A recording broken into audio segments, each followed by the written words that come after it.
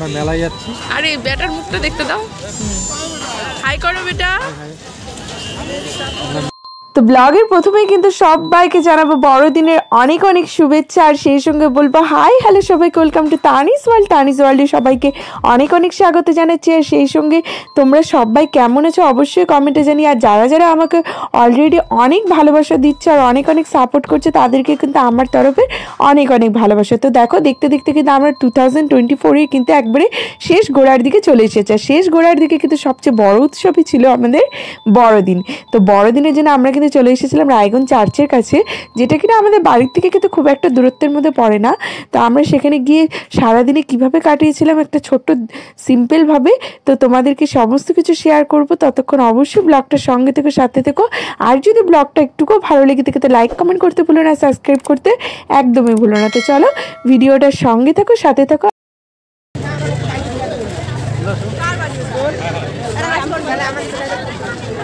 তো ভিতরে প্রবেশ করতে করতে দেখতে পাচ্ছ যে কি পরিমাণে ভিড় ছিল, বাট এত ভিড়ের মাঝখানেও তোমাদেরকে অবশ্যই বলবো যে এবার কিন্তু ভিড়টা একটু তুলনামূলক কমই ছিল। প্রতিবার কিন্তু এর থেকেও অনেক বেশি ভিড় হয়ে থাকে।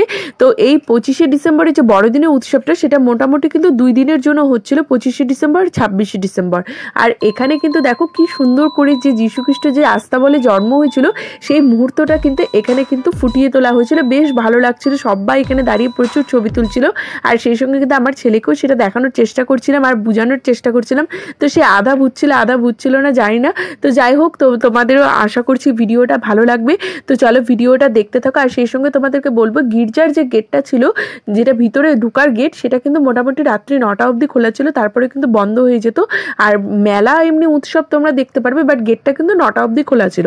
তো চলো আমরা ভিতরে ঢুকে কি কি দেখেছিলাম না দেখেছিলাম সব তোমাদের সাথে শেয়ার করবো। ততক্ষণ কিন্তু অবশ্যই ব্লগটার সঙ্গে থেকো, সাথে থেকো। আর সেই সঙ্গে পাশে যে মেলাটা বসেছিল সেটাও দেখাবো। তো চলো দেখতে থাকো ভিডিওটা।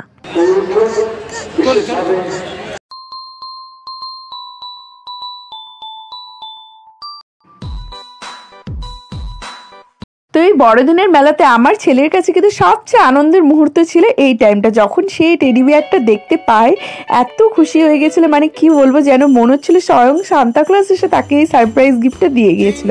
তো চলো যাই হোক তোমাদেরকে জিনিসটা দেখায়। সেটা হলো হচ্ছে চার্চটা দেখো বাইরে থেকে এত সুন্দর করে সাজিয়েছিল লাইটিংগুলো, মানে একেবারে চোখটা পুরো একবারে ধা দিয়ে যাচ্ছিল। তো চলো ভিতর থেকে তোমাদেরকে দেখাবো চার্চে কি ছিল না ছিল। তো যতক্ষণ ব্লগের সঙ্গে থাকো। আর জুতো পরে কিন্তু গির্জার ভিতরে প্রবেশ করে একেবারেই নিষেধ ছিল, তো সবাই বাইরে জুতো খুলছিল। আর সেই সঙ্গে দেখো আমরা উপরে উঠে দেখতে পাই যে কি পরিমাণে ভিড় ছিল নিচে। প্রথমে কিন্তু নিচ থেকে এরকম বোঝা যাচ্ছিল না, বাট উপর থেকে দেখে পুরো মাথায় খারাপ লাগছিল। বাট তাও বলে রাখি প্রতি বছর থেকে কিন্তু এবছর কিন্তু অনেকটাই কম ছিল ভিড়। তো প্রতি বছরে কিন্তু অনেক সময় আমরা স্কিপও করে যাই যে গির্জার ভিতরে প্রবেশ করব কি করে, বাট এবছর ভিড়টা কম থাকায় আমরা কিন্তু ভিতরে ঢুকে গিয়েছিলাম। আর সেই সঙ্গে তোমাদেরকে বলে রাখি গির্জার চারিপাশে কিন্তু একেবারে যীশু খ্রিস্টের যে জীবন কাহিনীটা, যে বেদনাদায়ক যে কাহিনীগুলো ছিল সেগুলো কিন্তু সব কিন্তু সুন্দর করে ফুটিয়ে তোলা হয়েছিল। সঙ্গে বেশ সুন্দর করে ছবির সঙ্গে সঙ্গে কিন্তু নিচে সুন্দর করে বর্ণনা করে লেখাও ছিল। বেশ মানে দেখে খারাপও লাগছিল আবার ভালোও লাগছিল যে যীশু খ্রিস্টের অনেক কাহিনী কিন্তু আমরা হয়তো বা জানি না, সেই জিনিসগুলো সেখানে দেখে জানা হয়ে যাচ্ছিল।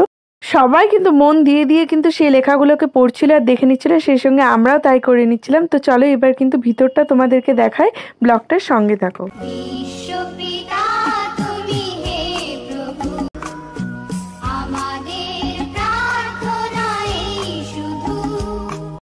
তো ধর্ম কিন্তু যার যারই হোক না কেন, উৎসবটা সবার এই আনন্দ আশা নিয়ে কিন্তু সবাই কিন্তু প্রতি বছর 25শে ডিসেম্বরে কিন্তু প্রচুর পরিমাণে ভিড় করে আর সেই সঙ্গে কিন্তু আনন্দে মেতে ওঠে। তা আমরা দেখো এখানে কিন্তু সবার সঙ্গে সঙ্গে ভালো করে কিন্তু যীশুখ্রিস্টের জায়গাটা দর্শন করছিলাম। আর অনেকে কিন্তু বেশ সুন্দর করে মোমবাতি জ্বালিয়েও কিন্তু যীশুখ্রিস্টকে স্মরণ করছিল। তো একে একে আমরা সেগুলা করে বাইরের দিকে বেরিয়ে আসতেছিলাম। আর দেখো কি পরিমাণে মানুষের ভিড়ের ঢল নেমেছিল পুরো একেবারে। তো এরপরে কিন্তু আমরা বেরিয়ে আসি। আর এই টাইমটাতে হয়েছিল সবচেয়ে হচ্ছে টেনশনের ব্যাপার, বিকজ এত ভিড় ছিল, কোথায় যে জুতা হারিয়ে যাচ্ছিল কার, ঠেলাঠেলিতে অনেক কষ্টে আমরা জুতো খুঁজে পেয়েছিলাম। তো একে একে কিন্তু পরে নিয়ে আমরা বেরিয়ে পড়েছিলাম মেলার দিকে। তো চলো ভিডিওটা দেখতে থাকো। আমি যখন প্রথম চার্চে এসেছিলাম ভেবেছিলাম মানে এবার লোক সংখ্যা কমই আছে, বাট যখন মেলাতে ঢুকি মাই গড মানে কি বলবো, এত পরিমাণে ভিড় ছিল, জাস্ট দাঁড়ানোর জায়গা ছিল না। আমরা তো মাঝে মধ্যে করে হারিয়ে যাচ্ছিলাম কে কোথায় চলে যাচ্ছে ঠেলাঠেলির মধ্যে। বাট এই সবের মধ্যে চারিদিকে কিন্তু প্রচুর দোকানপাটে ভরা ছিল, একেবারে গলি গলি করে প্রচুর দোকান বসেছিল।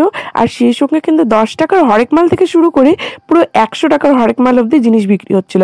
তো একে একে কিন্তু আমরা জিনিসগুলো দেখতে দেখতে মেলার শেষের দিকে যাচ্ছিলাম। তো চলো মেলার শেষের দিকে কি কি এসেছিল সেগুলো তোমাদেরকে সবকিছু দেখাবো। তো মেলাটার কিন্তু শেষের দিকে যেতে যেতে তোমাদেরকে একটা শেয়ার করি জিনিস, সেটা হলো আমার এই আগের ব্লগটাই তোমরা অনেকে দেখেছো, খুবই ভালোবাসা দিয়েছো। সেই সঙ্গে কিন্তু আমাকে ফার্স্ট টাইম এরকম একটা কমেন্ট কেউ করেছো যেটা আমার খুবই ভালো লেগেছিলো, সেটা কিনা ছিল নাম ছিল রিক। তো রিক দেখো তোমার নাম আমি কিন্তু নিচ্ছি, আর তোমার কমেন্ট আমার খুবই ভালো লেগেছে। আশা করছি আগামী দিনেও তোমাদেরকে এরকম করে কিন্তু ভিডিও বানিয়ে খুশি করতে পারবো। তো চলো দেখতে থাকো। এখন দেখো মেলাটার কিন্তু আমরা শেষ প্রান্তে চলে এসেছিলাম, যেখানে কিনা প্রচুর খাওয়ার দোকান বসেছিল, প্রচুর, মানে কোনটা ছেড়ে কোনটা ঢুকবে, এটা পুরো খাওয়ার স্টলেরই জায়গা ছিল। তো এরপরে কিন্তু এই পাশে ছিল বাচ্চাদের অনেক খেলার রাইডিং। তো অলরেডি কিন্তু ব্যাটার কিন্তু এখানে কিন্তু উঠার জন্য খুবই বায়না করছিল। তো এরপরে যখন আমরা উঠিয়ে দিই তারপরে ওর জাস্ট রিয়াকশনটা দেখো।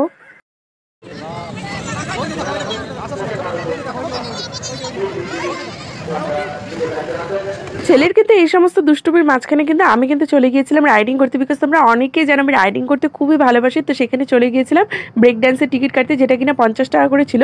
তো আমি তো রাইডিং করে নিয়েছিলাম, বাট ওর বাবা কিন্তু নিচে দাঁড়িয়ে ওয়েট করছিল। তো এরপরে কিন্তু ছেলেও একে একে কার রাইডিং করে নিয়েছিল।